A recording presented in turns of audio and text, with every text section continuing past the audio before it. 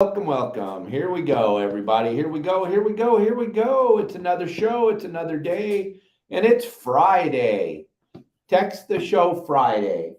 Today, we're going to take text messages from a bunch of our fans. We got quite a few already that came through that I'll read here in a few minutes. We're going to get going here. There's Marley. He's excited about the show today. Look at him. He is all excited, right, Marley? Anybody wants to know, Marley is a marmoset monkey. He was rescued down here in Cabo San Lucas, where my wife and I, Kelly, live. We have 3 rescue cats and a rescue monkey. And today, the baby kitties are laying in the bedroom because they had a little operation yesterday, so they don't have any more babies. So they're not going to be on the show today, but Marley's going to be on the show just by himself today. And as always, I'm here. My beautiful wife is out taking care of some stuff today. So it's just me and Marley and you guys. So we're going to do text the show. If you guys have something that you would love to talk about, you want to let me know, you have some questions, I'll try to do my very best to answer them. This is all about saltwater fishing in Southern California, Mexico, and pretty much anywhere you throw your line in the water. The stuff I talk about is applicable pretty much anywhere. Remember, fish are just fish. You overthink it. You don't need to overthink it. They're just fish. They're not that smart. The smartest fish in the ocean is dumber than the smartest mouse. So don't overthink it. Don't buy into all the stuff you got to have. What I've learned over the 48 years of fishing for a living is whoever spends the most money on it usually catches the least amount of fish. It's not about having the very, very, very finest of everything and the matching outfit and the matching hat, the matching shoes and the matching pole and the matching reel. It's all about technique and ability. It has nothing to do with the clothes you wear. It has nothing to do with that. I fish flip-flop shorts and a t-shirt every single day. I seem to do fairly well. I get lucky sometimes. But gang, now that we're getting going, we got quite a few people watching. Don't forget, this t-shirt back there, the logo with the t-shirt with the logo on it. If you have one of these and you show up to the Pacific Coast Sport Fishing Show, yes, at the Orange County Fairgrounds, March 2nd, 3rd, 4th, and 5th, you will get some free stuff. I will have a bag of free stuff. We're going to be handing out free stuff to the people that show up wearing our shirt. If you show up wearing one of these shirts, you got a good chance of getting them. Well, not a good chance. You're going to get free stuff. Hats, sunglass holders, Baja jerky, stuff like that. We're going to be handing out at the show only to people that show up wearing the shirt. It's not going to be like my normal where I just throw free stuff to everybody. This year, you got to pay. You got to earn it. You have to show up. You have to represent your saltwater guide. Gang, you want to go to our store, Your Saltwater Guide, the store. And just by entering the store, you're going to get entered into another contest. We're giving away a 4-pack on bowline sport fishing for you and 3 of your closest friends to go fishing with Justin on bowline sport fishing. And I'm going to fly up from Cabo, and we're going to go and we're going to try to catch one of those nice bluefin that are living in Southern California. We don't know when the trip's going to go, but we're going to give it away on February 1st, and then we'll get together with whoever wins. And we'll figure out the very best day to go. And we'll get out there and we'll make it happen. We'll work around your schedule because it is your trip. But how do you get into that contest? Just go visit our store. No purchase necessary. Just by visiting the store, your name will get put into a hat. And then my SEO guy will give me all the names. We'll put them in a hat, and Kelly Girl will pick them on February 1st. We'll have a special show, and we'll give away that trip on bowline sport fishing. We give away a free trip every single year we've been doing it. This is the 4th year we've been doing it. Lots of very happy people. We give away full charter trips just like we're doing this time. You don't have to have anything. You don't have to have any of the equipment. You don't have to have anything. All you have to do is show up. You're going to have the time of your life. You're going to have food to eat, sodas and waters to drink. Remember, when you go fishing, how do you get to my store? Go to Your Saltwater Guide. Your Saltwater Guide. Your Saltwater Guide. When you're there, you'll see Your Saltwater Guide, the store. It's very, very simple. You just click right on that, or on Facebook, Instagram, TikTok, YouTube. Everything is a funnel that leads you right to Your Saltwater Guide. Just by clicking on my profile, everything takes you to my website. Everything takes you to my store. It's a very, very easy transaction in there. And then don't forget, on around the middle of February, we're launching our new app. We're going to have the very best app for sport fishing. It's going to be live sometime in the middle of February. I'm told by the app designers that it should be ready by the 16th of February. That's what we're hoping for. But we'll definitely have it going full speed for the Pacific Coast Sport Fishing Festival. You want to make sure you're on my website before that happens, because I guarantee you it's not free to build an app. And an app like mine that carries over 400 videos, it's not free. So the price of tea in China is going up on Your Saltwater Guide. So if you're already in, you're already in. You don't have to do anything. You'll have the app. The app will be live. It'll be spectacular. I'm not asking anybody that's already a member for anything. I appreciate all of you that are already members. I'm just letting you know you're all going to be members someday.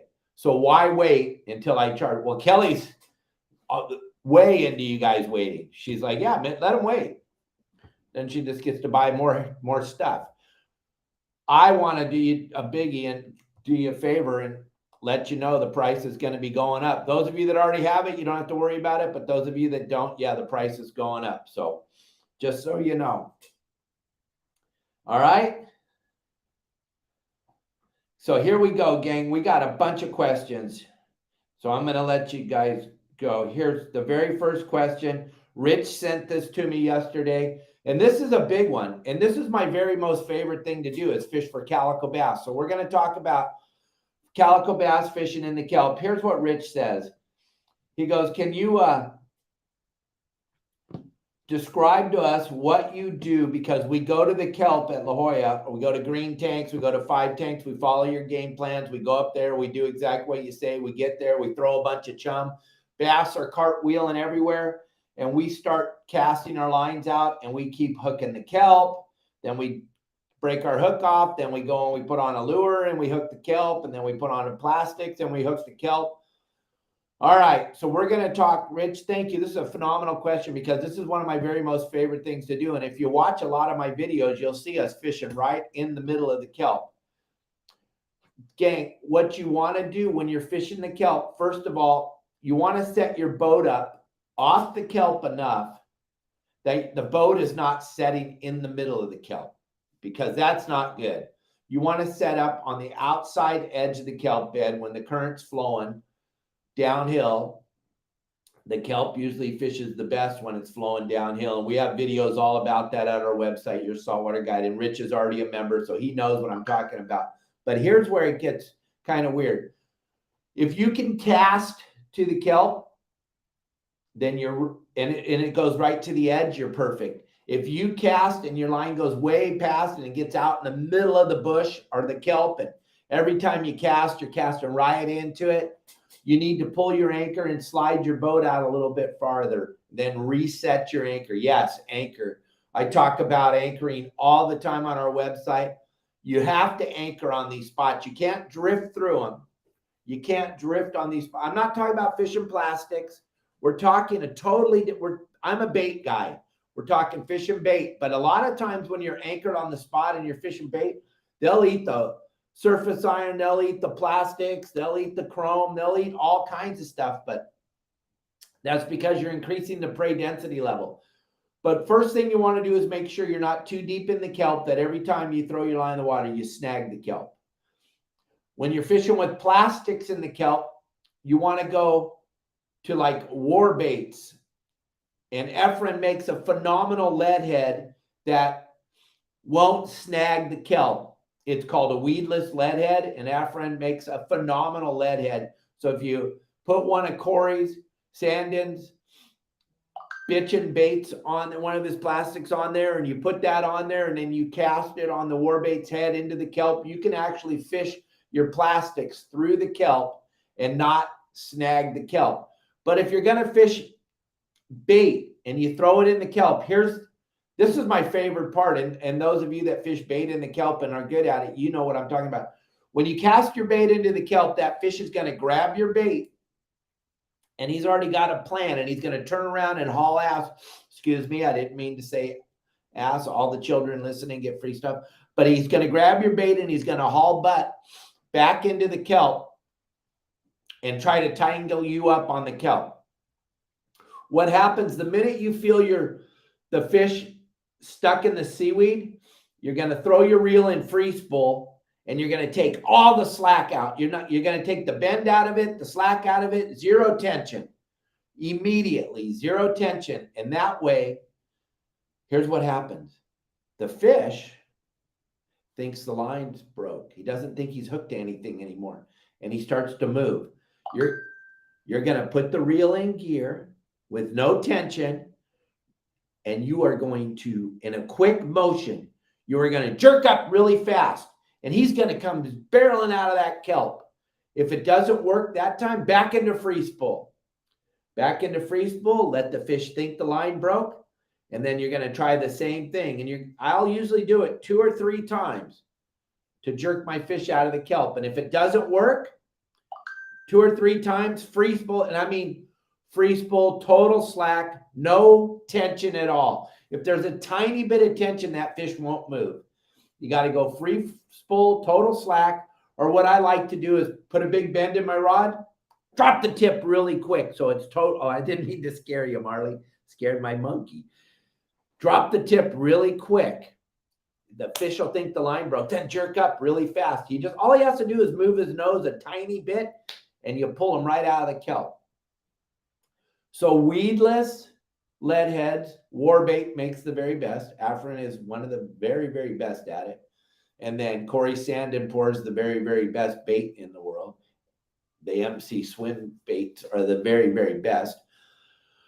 So you want to do that, and you want to make sure you're using a weedless lead head. And then if you're fishing bait, it's all about finesse. It's all about getting them out of there. But here's what happens. If you pull on it hard and don't stop the minute you feel it stuck in the kelp, well, then you've got it so stuck in the kelp that all you can do is break your line off, tie another hook on, and go again. If you watch my videos I'm going to be putting out here soon about fishing in Lopez Mateo, it's just like fishing in the kelp. And I go through in a day 30 or 40 hooks. Hey, Casey Carter, I miss you, man. That's what we do. We go through a phenomenal amount of hooks when we're fishing in the kelp. That's part of the deal. But working the fish out of the kelp really, really helps. And making sure your boat isn't deep into the kelp. Now, I don't have my beautiful assistant here today, so I have to keep flipping back and reading the questions. So here's another question. Okay. And this one's from, hold on, I don't have my beautiful assistant. So this one's from Angel. Why is it that the West Coast calls spinning reels coffee grinders, and it's kind of looked down and frowned upon? And why do they not use surface irons anywhere but in Southern California? Well, we'll answer the second question first, then we'll go back to the spinning reel question. So I've seen them use surface irons, but they're not into the surface iron thing. First of all, the surface iron, and I'm sorry, I'm going to piss off a lot of people right here, but you know me, I'm always pissing everybody off anyway. I offend people every single day. The surface iron does not swim right when you're cranking it on a spinning reel. It just doesn't. The action's not right. They're not set up for fishing that way. I'm sorry. I'm pissing off those of you that fish with spinning rods and reels. But the action is made for that slow, steady wind on the conventional. And that way the lure gets to kick. When you're spinning that spinning reel and it's going whoom, whoom, whoom, that surface iron isn't swimming correctly. That's why they don't use them so much back east, because the swimming action doesn't work. Now, if you already figured out how to do it, I'm not taking anything away from you. You're probably the greatest fisherman in the world. You can do it on a spinning reel. And I know you're the greatest fisherman in the world. I already know that. So just take a deep breath and relax. I know that you know more about it than I ever will. But Surface action or surface irons are made to be fished on a conventional rod and reel setup. That's just how it's been since the beginning of time. When Marty Salas and the boys at Taddy put these things together, they were all made to do it that way. And then back to your spinning reel thing. West Coast, East Coast, spinning rods and reels, we're never going to take anything away from any culture. I'm not here to embarrass anybody, but West Coast, we fish conventional reels. We fish conventional reels from bass reels to big giant reels. That's just how it's been on the West Coast forever. My dad, I know that a lot of you watching have been in this way longer than my father. My father just started. He was kind of new. He started in 1947, and I didn't really get involved in the sport fishing industry until 74, 75. That's when I got out of junior high and I got involved in it. But I'll tell you, when I was a little boy, spinning reels were no bueno. My father never ever let me touch one, never let me be a part of one, never let me have anything to do with them. It's just a West Coast mindset, if you will. It doesn't mean it's right and it doesn't mean it's wrong. It's just the way it is. West Coast looks down on the spinning rod and reel. East Coast, that's what they fish. That's just how they do it. And it doesn't mean they're right and we're wrong. And it doesn't mean we're wrong and they're right. It's just the two cultures. That's just the way it is. That's just the way it has been since the beginning of time. I cannot cast a spinning rod and reel as far as I can cast a conventional. I just can't do it. Maybe if I had grown up using a spinning rod and reel, I could cast it as far as most guys can cast a conventional. But I'll tell you what, you get Danny Wade, you get Brandon Hayward, Todd Manser, Pete Grosbeck, Steve Ladley, Billy Miyagawa, Cubby, Paul, Casey Carter. You get any of these guys that grew up fishing with a conventional, you hand them a spinning rod. We don't even know which way to hold it, let alone cast it. And we will have a casting contest all day, every day with the spinning rod guys, and we can throw it as far or farther than most of them. I'm not saying it's right or wrong. It's just the culture on the West Coast is totally different. Okay. We got another question here. We don't have a name. Oh, Wyatt. If you don't have a big enough bait well to chum heavy, what else can you use to chum? That's great, Wyatt, because I cover this on our website at yoursaltwaterguide.com. Marley's in the corner. Come over here, Marley. Look. Marley, look at what I got for you. Look. Come over here. He's just right on the edge. He wants to be in the show. Wyatt, what I teach everybody is get a chum bucket. They sell them at most fuel docks, and a lot of the high-end tackle stores that have freezers sell chum buckets. Yeah, Darren, exactly. The war bait heads with the MC weedless plastics, that's your go-to. Back to the original question, but we're on Wyatt's right now. Get a chum bucket. And if you can't get a chum bucket, then whatever you have laying around, your old fish that are in the freezer, anything you have, chop it all up real fine, put it in a bucket, use it for chum, put some holes in the top of the bucket. Go to my website and look at the chum bucket deal that I made. I have a whole thing about how to use the chum bucket, and it all plays in. And the chum bucket is going to help you, because when you have that chum bucket off the back of the boat, all the jack smell and back east, all the smelter fish and all the other stuff that you guys have back there, when you start to get all that fish behind the boat feeding on the little pieces of meat that are coming out of the chum bucket, that increases the prey density level. It's the same thing as throwing handfuls of bait in the water.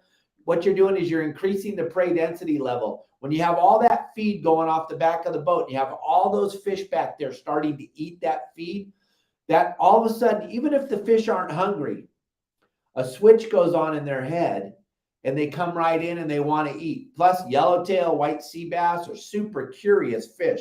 When they see all their buddies out there feeding, they're going to come over to see what's all the commotion, and they're going to come over and eat that bait with your hook in it, Wyatt, and you're going to be off to the races. All right? So there you go, Wyatt. All right, Eli. With whitefish now open and other species not, any tips on targeting whitefish? Yeah, this is a great. Okay, they're supposedly the Fish and Wildlife changing all these regs and trying to make it look all fluffy and all happy that they took away our rockfish. But they're leaving the whitefish open. But the way it read to me is I don't think the whitefish are open either until April 1st. But maybe I'm wrong because I'm not a very good reader.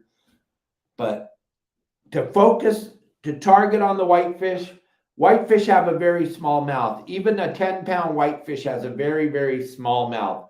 Most rockfish have a very big mouth, okay? Kind of like me. So the whitefish, you're going to try to pick, and how we used to do it on the sport boats, put a number 2 or a number 4 hook, not a 1/0 or a 2/0. Your Saltwater Guide is my website, Your Saltwater Guide. Gang, you'll never have to suck at fishing again. And I'm giving 14 days free at the website. You get this with over 400 how-to videos at the website. You'll be very happy. But back to what we were talking about. So the whitefish has a very small mouth, very small pieces of squid, very thinly cut, like a piece of spaghetti on a number 2 or a number 4 hook, not a 2/0 or 4/0, a 2 or a 4. They're very, very small. But the whitefish can get those in that little mouth of theirs, suck them right in, little piece of spaghetti for bait, and boom, you got whitefish, Eli, and it's going to help you tremendously. And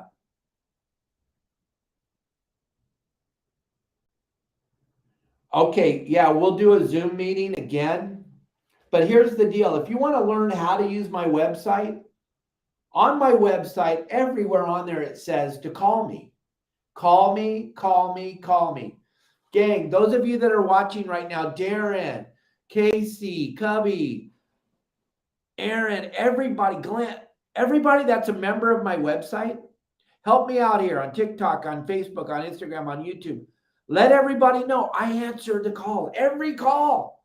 I talk to all of my members all the time. You're not bugging me if you call me. I want to help you navigate through. I want you to understand how it all works. I want you to be able to navigate through the website. What we've done at Your Saltwater Guide, the website, is we've built something that's unbelievable in the fishing community. No one's ever seen anything like this. I built a community of positiveness and friendliness and absolute sharing. From all the members of the website want to share with you their success when they're out there on the boat. But here's the deal.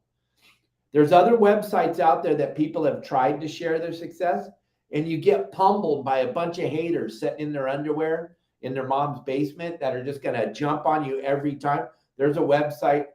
I can go over there right now and post on there, and the same people that have been hating on me for 15 or 20 years will jump right on the post I make. It's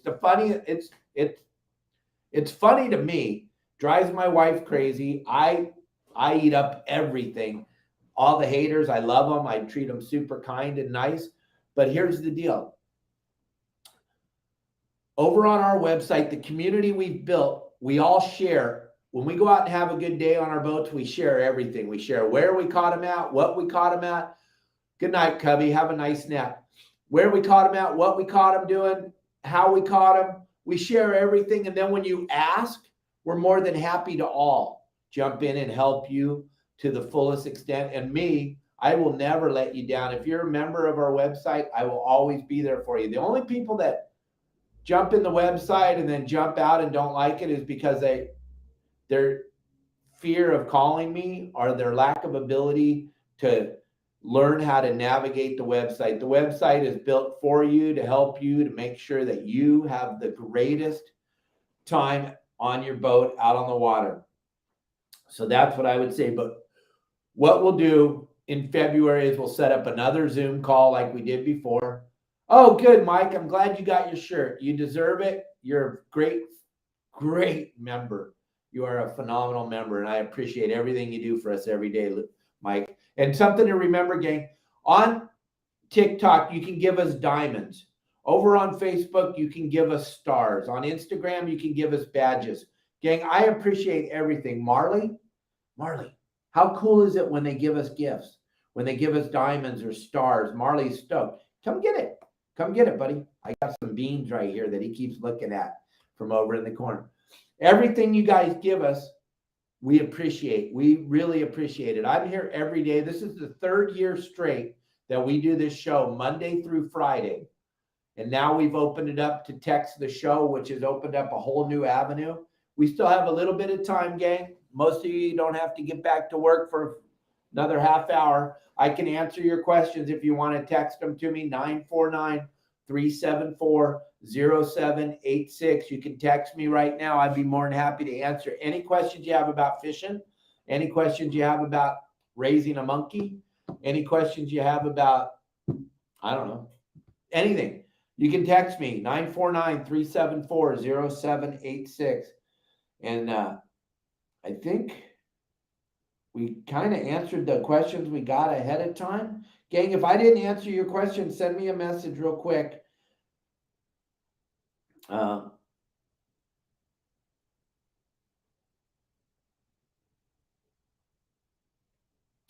Somebody wants to interview me on their podcast. Crazy. I think it's a better idea if you come on our podcast and talk. But here's the deal, gang. I'm here for you Monday through Friday. We put out 3 brand new videos every single day. Every single day, we put out 3 brand new videos that are all about fishing. That's what they're about. We put out 3 brand new videos every single day. Think of that. Every single day. My guy, Elliot, is an absolute he's a genius. It's quite amazing how smart he is. But okay, we got another question. Where and what kind of bait can I catch in thank you, John Stanley. What kind of bait can I catch in Mission Bay? Well, here's the deal. Over there by the bait barge in Mission Bay, we used to be able to catch a lot of mackerel. And it used to be really, really good. But now the problem is that those California sea lions are so thick in there by the bait barge. It's getting really tough. If you go into where Fiesta Village is and that big bay there, there's a lot of top smelt. And the way we do those things is we use a lot of bread. We'll put a bunch of bread in the water and they come and they eat the bread. You gotta wad the bread up into little pieces though and drop it next to the side of the boat. If you throw bread out, all you're going to do is get a bunch of seagulls. So you have to kind of be smarter than the seagull and kind of break them into little pieces and sprinkle them right around next to the boat. Don't throw big chunks of bread in the water because all you're going to do is get a bunch of seagulls to come around the boat. But you can get those jack smelt. You can get that mackerel in there too. Chum bucket works phenomenal. Chum bucket works great. Glenn, I'll answer your question, but you got to text the show next time. I will answer your question in 1 second. But texting the show works better because Kelly said it's bad when I read the screen. So, I'm reading the screen because Kelly's not here, so I can't get a spanking. But that's what you can catch at Mission Bay. That's the kind of bait you can catch there. And they got this bitchin' net. I don't know what you call it, but it's like a square. And we like to lower it in the water and sprinkle the bread around and then slowly lift that square net up. And then the jack smelt will be caught in there. And I know one of my members knows what that net is called, but I don't know. Okay, here we go. Hey, Dave, Dana Point lobstering, best bait. Does depth matter? How to shake off seals? All right, you didn't leave your name, so I don't know who you are, but I would tell you right now, if you want to, Fernando, if you want to get this lobster thing down, you want to be a member of my website, bro. I give you every single thing you need to be successful to lobster fish. I give you all the spots. I give you the exact way to bait your hoops. I give you exactly how to use your hoops, how to set them up. I take it down to the every last thing, how to put the carabiners on there for your hoops, how to put the bait tubes in your hoops, everything, Fernando. But you asked this question. The freshest bait you can get. I stop at the bait barge at Dana Point with my 5-gallon bucket. I buy a half a scoop of bait. I have them pour it in the bucket. I use fresh sardines or anchovies, whatever they have at the barge. I use that bait. I only use it in a tube. I never put it in the cage because sea lions can see it and they'll eat it all day. And You're probably using cages. That's why you're asking how to shake the seals. Well, they're actually called sea lions. Seals don't bother us. We love seals. Sea lions are the enemy. They're the worst animal on the planet Earth. And then those bait tubes. And if you don't know, we got a piece of it on YouTube, but you need to be a member of the website, bro. It's too easy to go out there and knock the crap out of everything by being a member of the website, Fernando. So check out yoursaltwaterguide.com, bro. 14-day free trial. When we're done, Fernando, when I'm done with the show today, call me. I'll give you a 14-day free trial. You don't even have to do anything. You and I can set it up. Just like I tell everybody, I'll set you up, get you all going on it, and you can see exactly how to do it and why.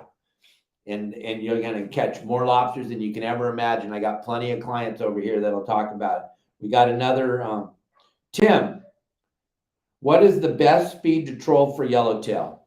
All right. My thing is I like to slow troll for yellowtail using like no, I don't use the Crowder, Josh. Sorry.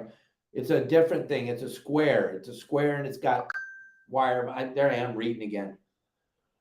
Okay, listen. The best thing for trolling for yellowtail is to slow troll your mackerel, and you put it in free spool and you keep your thumb on the spool and you troll it like a knot to a knot and a half, just barely moving along. If you got two engines, you take one out of gear or turn one off and just keep one in gear and just barely moving through the water. Knot and a half, maybe 2 knots at the most, slow troll for yellowtail. But if you're going to use lures, 6.5 knots is the speed for yellowfin, for bluefin, and for yellowtail. It works flawlessly. It works flawlessly, okay? 6.5 knots is the key. That's what I like to troll with. Now, those Mad Max, that's a whole different animal. 14 knots is the key, but we're talking about trolling for yellowtail. So there you go. So we got a couple more questions here. Questions are starting to come in like crazy now that I don't know what, because Kelly's not here, so you guys are just burying me. Where is a good place to catch lobsters in Mission Bay? Okay, you didn't leave your name. Oh, John Stanley, I'm sorry. Okay, in Mission Bay, John, those breakwalls are like downtown, the very bit. What are you doing on the floor, Marley? Marley, get up. Get up. Downtown is those breakwalls. Those breakwalls are downtown. The northern breakwall coming in around the corner in towards the beach, all that area right there. The commercial guys can't fish that. That's only for the hoop netters. That's downtown. The inside, there are days where the harbor master or the harbor patrol decides they don't want you fishing on the inside. And then there's other days where they'll let you fish on the inside.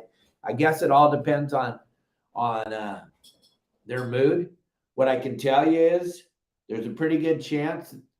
Well, now I say that, and then they'll probably do it, but they're not going to write you a ticket. All they're going to do is ask you not to put them on the inside of the breakwall.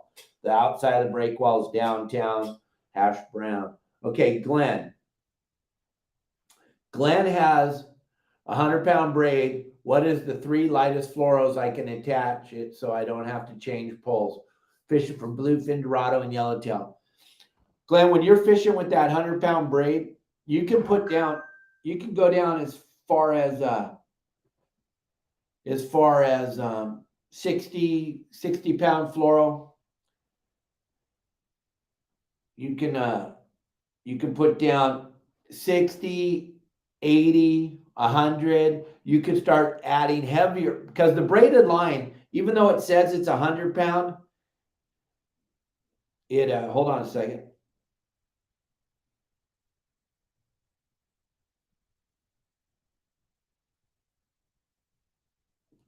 Even though it says it's 100-pound, it's not going to break at 100-pound. That stuff's like rope. You can put heavier fluorocarbon on it than the braid itself. You can put 200-pound fluoro on 100-pound braid. It's going to be just fine. I would not even think about changing the rod. I would see what's going on, how the bite is. You can drop down to 60. I'd go as low as 60 fluoro, and I'd go as high as 200-pound fluoro if I'm using a flat fall type of lure. All right. Hopefully that helps and answers your question. We got so many questions coming in now. It's crazy. All right. Hold on a second. Hold on. Okay.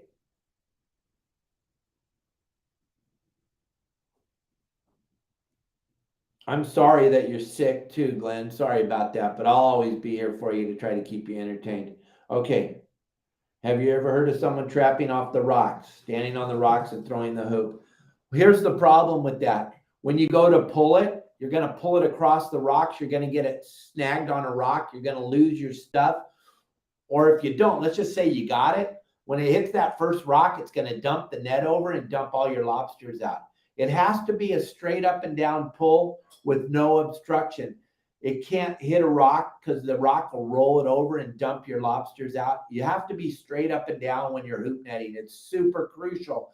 It really matters. Once you start to pull the net, you can kick the boat ahead a little bit and get a little angle on it. But if you are pulling that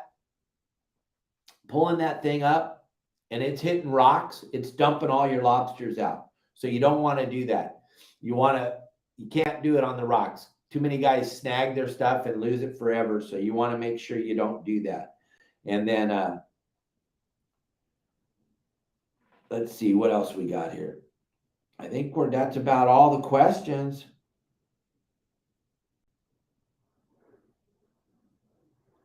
So that's about it, gang. So thank you all very much. You have a great day. Make sure that you're kind to each other. I will see you all Monday. Turn off the news. They're all lying. Don't forget, you got to stop by my store, get a shirt. That'll get you automatically entered into the contest to win the free trip. Thank you very much, everybody, for everything. I appreciate it. Thank you. Good night. Goodbye. Adios.